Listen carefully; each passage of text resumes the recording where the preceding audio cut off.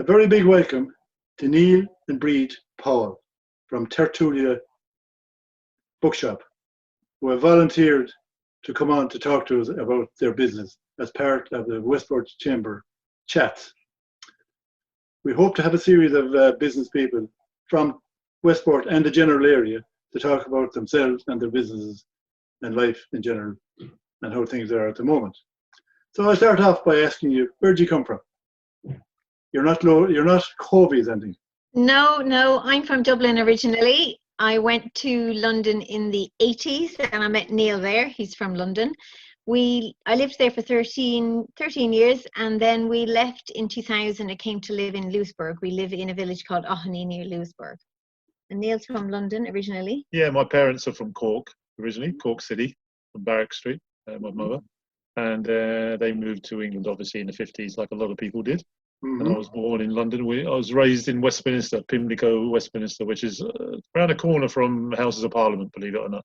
Yeah. And then I came back. I always fancied living in Ireland, so here we are. When you were a child, did you come here on holidays? All the time. Yeah, I was one of the English cousins. So over on the Innisfallen, the ship that used to sail from Swansea to Cork City overnight. It used to be pretty rough at times, but yeah, I did that for many years. And how did you pick this area to live in, to come to, rather than Cork or Kerry or something? Well, yeah, I suppose we were living in London. I'm an accountant, and I worked for multinationals over there for a big publishing company and an advertising company. Neil worked on movies. And we had this notion that we're going to go and live by the ocean, that we're going to leave all that behind us, and we're going to set up in business on the west of Ireland. So not in Cork, not in Dublin. We're going to do something completely different. So we met a girl, as you do, from Castlebar in Australia, because we took some time out. We took a year out and went travelling after I qualified. We met this girl in Castlebar, one of the Horkin family. And we're still really good friends with all the Horkin family. And they introduced us to this area, which we'd never been. Even as a child, we were never really in Mayo. Well, you were always in Cork, but we travelled around a lot, but never really to Mayo. So Bridget and her family introduced us to this fabulous county, and we just fell in love with it and had this notion that, we'd love to live by the sea and we'd love to live here. And then 3 or 4 years later, we found we were living here and didn't quite know how that happened, but it did happen. What happened was I was working on Saving Private Ryan down in Wexford on Oracle Beach. And we came up to visit a friend, Bridget, and kind of bought a schoolhouse that was derelict on the same day. Oliver, so we just fell in love with the area, and that was it. We were here. You mentioned Private Ryan. You were involved in a lot of films, in the making of a lot of films. Yeah. I was, yeah. What was your role? I was a rigger, which is doing lighting and some special effects and building some sets. So I built the bunkers, the German bunkers on the beach for Private Ryan. A couple of months down there working, which sounds lovely because it's on the beach, but it was raining a lot, as it always does. So it was a bit muddy. Yeah. And what other ones were you in? You were in a lot of other ones, weren't you? I started off in 1985 on Aliens, which is James Cameron, the guy who did Titanic. He did Aliens, the second one of the films, and then afterwards went on to work on Harry Potter films, 28 Days Later, the James Bond films. So did a whole lot of films. Yeah, even worked in Hollywood briefly as well. So that was quite exciting. And which James Bond ones were you in? I was a great fan. All those 60 guys are James Bond fans. A bit before my time, but I did the GoldenEye, and I did The World Is Not Enough, or as I used to call it, The Pay Is Not Enough. And Pierce Brosnan, a very nice man, a real gentleman, so a lovely Irishman. And we do have the floor in the shop is from one of the Bond movies. It's from one of the scenes. There's a bedroom scene. Yeah, they had wooden tiles, so I transported them to Westport. So you had bits and pieces from films, I believe. I do. Yeah. I do. What else have you got? I've got some envelopes from the Harry Potter film, the first one, where the owl delivers the invite to go to Hogwarts school. And we have some signed photographs, a couple of bits of Spaceship from Event Horizon, which was another cult sci-fi film. So It's from Alice in Wonderland. Alice in Wonderland. Yeah, just lights from different films. Yeah, so all sorts of bits and pieces. It's a movie. If you love movies, it's a must. Absolutely, I can imagine it. Yeah. So you got into the book business. Yes.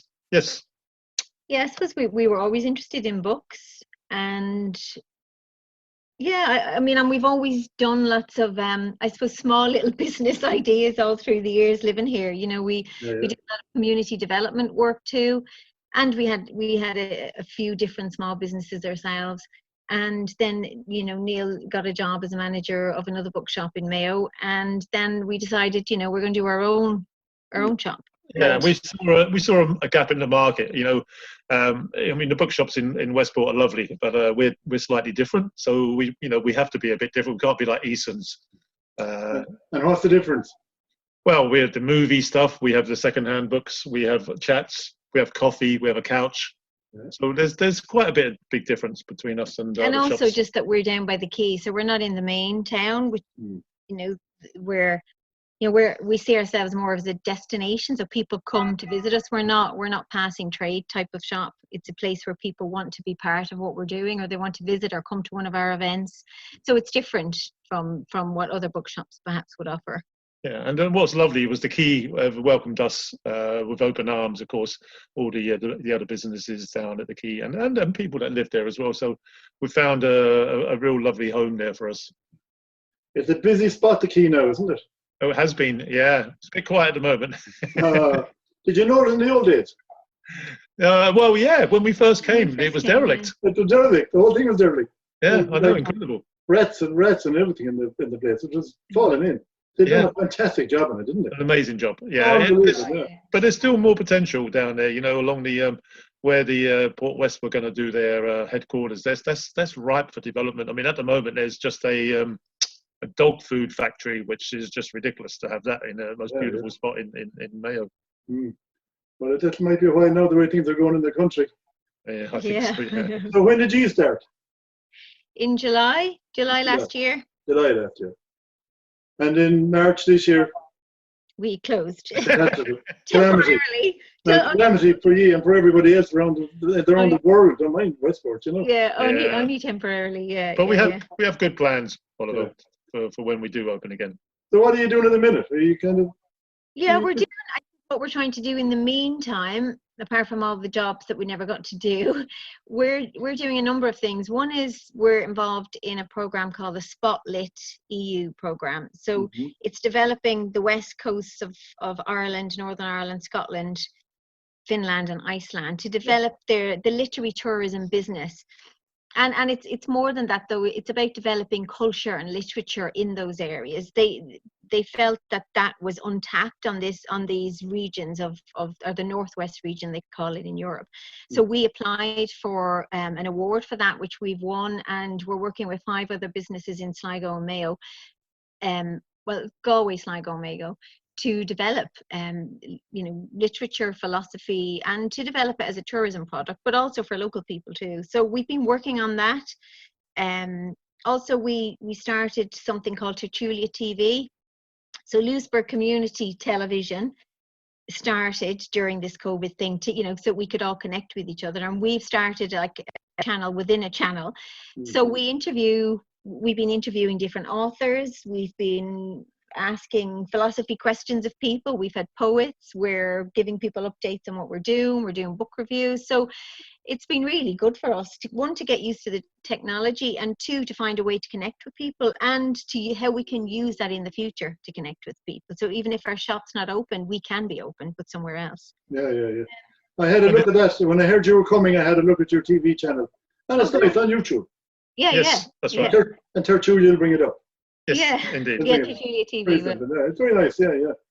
And what else? We've got authors. So we've been connecting with different authors that we wouldn't normally have access to. They're all sitting at home. I say they are all, authors normally will be out promoting their books and in different places, but they're not now. So they've been wonderful connecting with us. We have an interview actually tomorrow with an author, Sarah Churchwell, who's written a fantastic book on Trump. Behold America. Another one. She's not a big fan, let me tell you. Well, it's more about America, and she works in the School of Humanities in the University of London, so she's a great find. So we're gonna interview her. So we're making lots of contacts with with different authors and people we wouldn't normally talk to. So you're going to put Westport on the map, by the sound of it. Oh, we hope so. You're heading in the right direction anyway. Well, we're attempting that, yeah. Are you familiar with the Chamber of Commerce in Westport? Well, the Chamber they call it nowadays. Yeah. Yeah, the chamber. So yeah, we joined last year. A lot of the other businesses at the Quay were members and promoted it amongst all of us as we're working together anyway, that we should all be part of the greater Chamber of Commerce.